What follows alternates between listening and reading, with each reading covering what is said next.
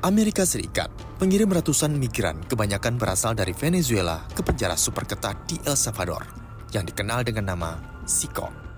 Penempatan ini memicu kontroversi internasional karena migran ditahan tanpa proses pengadilan. SICOT atau Pusat Penahanan Terorisme merupakan penjara terbesar di Amerika Latin yang menjadi simbol kebijakan tangan besi Presiden Nayib Bukele. Keputusan ini diumumkan setelah kunjungan Menteri Luar Negeri AS Marco Rubio ke El Salvador pada bulan Februari. Dalam pernyataannya, Bukele menawarkan penampungan para kriminal yang dideportasi dari Amerika Serikat di dalam penjara SICOT. Pada 15 Maret, pemerintah Amerika Serikat mengirim 261 orang ke El Salvador.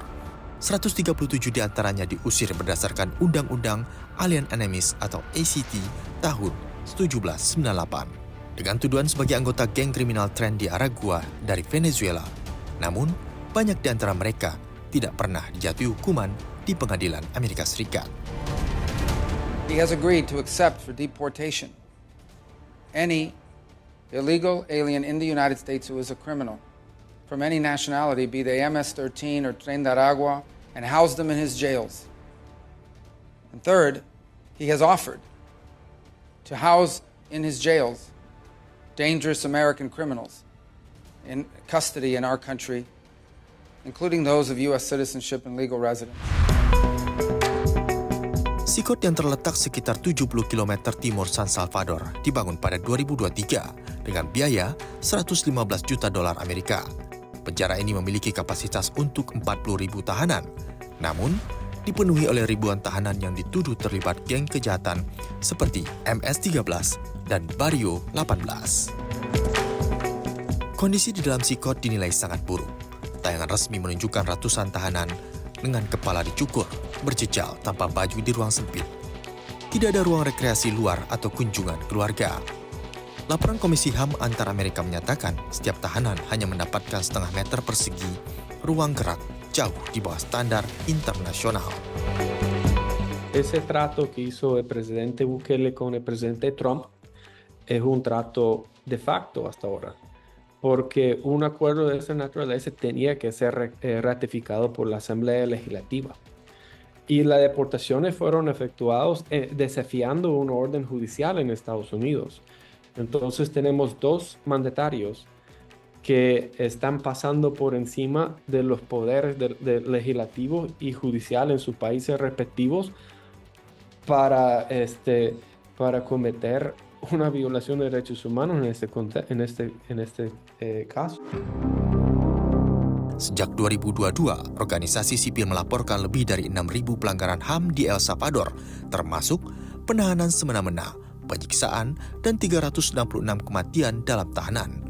Pemerintah membantah semua tuduhan ini. Que tarde tiene que entregarlos y liberarlos porque están secuestrados. No han cometido ningún delito en El Salvador ni en Estados Unidos. Penjara SICOT memicu reaksi beragam di seluruh dunia. Pejabat keamanan Argentina, Patricia Bullrich, memuji penjara ini sebagai contoh ketegasan hukum. Sementara itu, delegasi Kongres Amerika Serikat yang dipimpin Matt Gaetz juga mengunjungi penjara ini. Video YouTuber yang masuk ke penjara SICOT telah ditonton jutaan kali dan menampilkan kekerasan dan disiplin yang ekstrim. Y importante entender que es el centro penitenciario más opaco de la región. La información que tenemos de SICOT es del gobierno, pero ellos mismos celebran actos análogos a la tortura, que las luces estén encendidas 24 horas, que hay un hacinamiento que no coincide con los estándares internacionales, que no tienen acceso a familias, a abogados, que solo lo permiten salir una media hora por día, ni libros tienen adentro. Es un sistema, es un centro penal construido para castigar y con el propósito de ser brutal. Es un centro penal que está diseñado para una detención indefinida. Es más similar a una colonia penal. Namun, para pembela hak asasi manusia menolak keras praktek ini. Mereka menilai penjara ini melanggar prinsip dasar keadilan dan menciptakan sistem hukum yang represif. Sementara itu, Menteri Keadilan El Salvador pernah mengatakan, kami akan memastikan tak satu pun dari mereka yang masuk Sikon akan keluar dengan kaki mereka sendiri.